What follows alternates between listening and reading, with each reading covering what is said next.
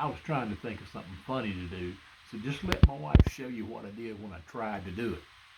I messed up totally. Let's try again. The word of the day is terms.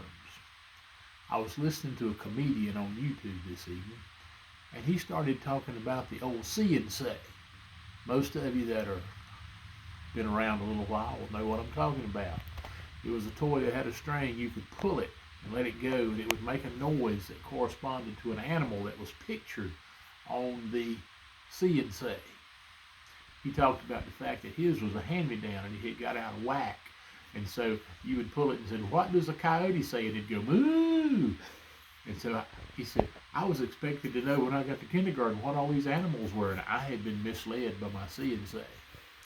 But he went on and started talking about how was I supposed to know the difference between a coyote and a wolf. And he made reference to something that a lot of people didn't catch in the audience because they were too young. He said the only thing I knew about a coyote was that it could paint a tunnel on a wall that looked like it was a train coming in just a couple seconds. Well, he was talking about the Roadrunner cartoons. You know, the whole premise of the Roadrunner cartoons was the coyote tried to catch him every way he could, and the Roadrunner just sped through everything and never got caught.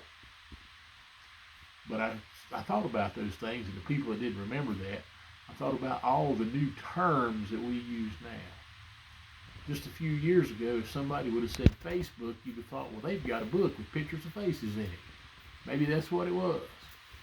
Or if you talked about eBay, you'd think, well, that's a place you park your expensive boats.